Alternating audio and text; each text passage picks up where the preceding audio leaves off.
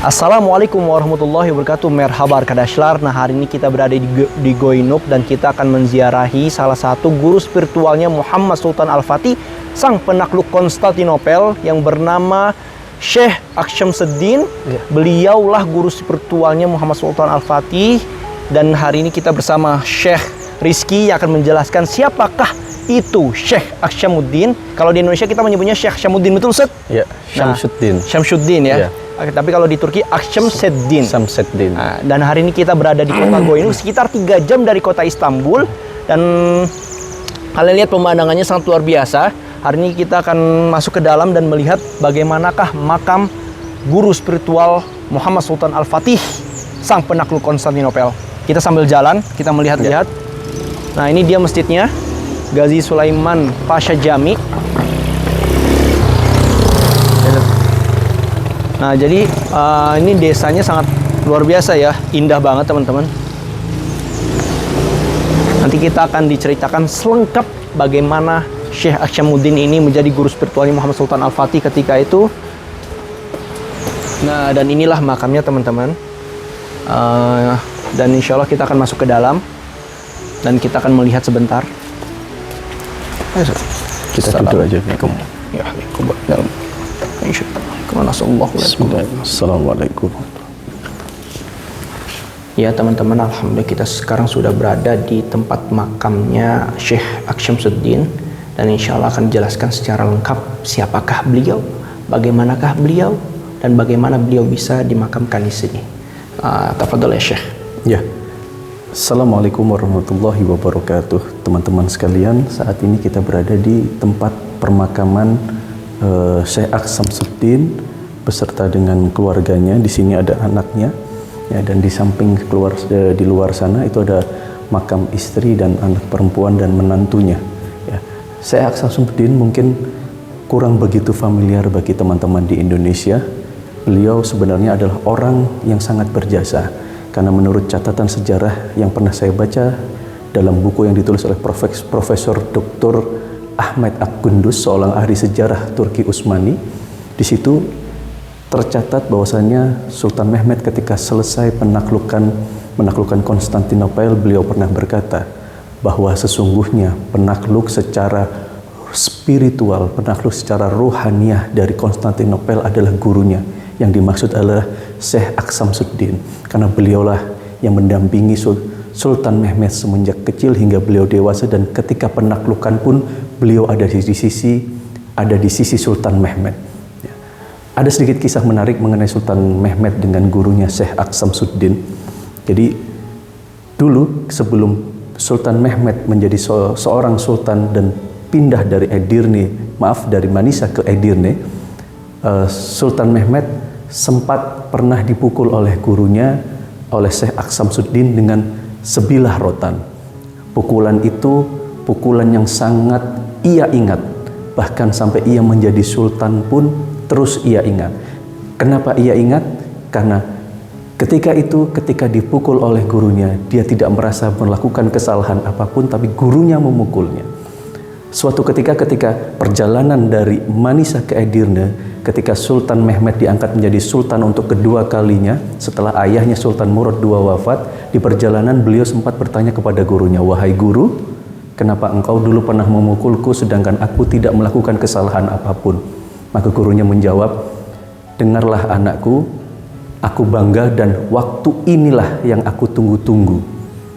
Bahwasannya aku memukulmu ketika itu karena aku berharap ketika engkau saat ini menjadi seorang sultan, menjadi seorang pemimpin, engkau akan memimpin rakyatmu, engkau akan memimpin wargamu.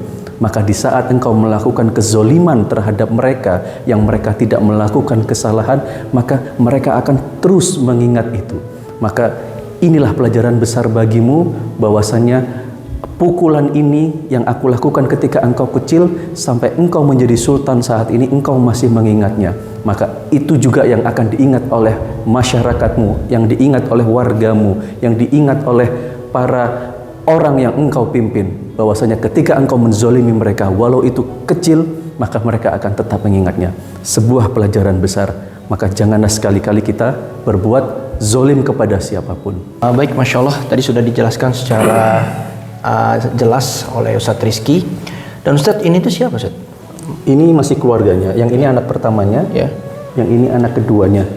Nah, beliaulah yang Emrullah ini yang menggantikan Syekh Samsudin ketika beliau wafat. Beliau yang menggantikan majelisnya, memimpin dakwah di Goinuk ini. Jadi keluarga besar dari Syekh Samsudin ini memang semuanya rata-rata tinggal di sini karena Di beliau Goinuk ini ya? Besar di sini. Yang bernama, yang ada tulisannya Emrullah Chelebi. Emrullah Chelebi Oulu, yang anak pertamanya, dan yang kedua bernama Sadullah. Sadullah Jalebi.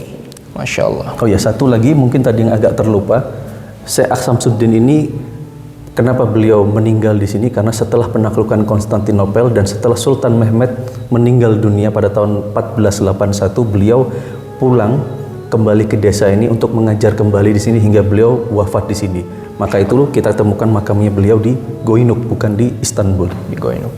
Dan kalau ditarik ulur secara nasab, Syekh Syamsuddin ini itu sampai nasabnya kepada Sayyidina Abu Bakar As-Siddiq, khalifah pertama umat Islam.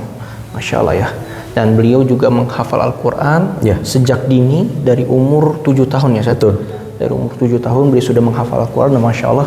Dan juga teman-teman, salah satu, ini tongkatnya beliau nih. oh kita lihat ada tongkatnya beliau, teman-teman. Kayaknya ya. Oh, ini tongkatnya, Ustaz.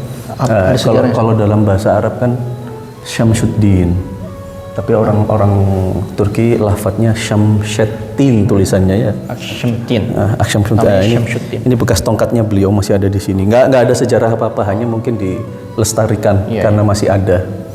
Ini tongkatnya Syekh Syamsuddin ya. Ya. Masya Allah. Dan beliau ini, Syekh Syamsuddin ini orang pertama yang meneliti tentang kuman juga, teman-teman. Ya. Jadi ulama yang sangat multitalen kalau kita sebut ya. Masya Allah. Ya, memang tipikal ulama pada zaman itu memang tidak hanya fokus terhadap satu keilmuan saja, tapi mereka memang banyak memiliki keilmuan. Jadi tidak aneh ketika orang ahli tafsir, dia juga seorang dokter. Ketika dia ahli biologi, dia juga seorang ahli hadis. Itu biasa pada zaman dahulu. Masya Allah. Ini kalau seperti ini mungkin teman-teman yang belum tahu apa sejarahnya, kenapa makam di Turki itu ada seperti ini. Ya, ini simbol semasa hidupnya beliau itu siapa. Kalau hijau biasanya seperti ini darwish. Jadi seorang guru besar, seorang syekh. Oke, di dalam ini kita udah selesai. Nanti kita insya Allah akan melihat suasana di luarnya, dan sejarah singkatnya lagi kita akan jelaskan di luar ya.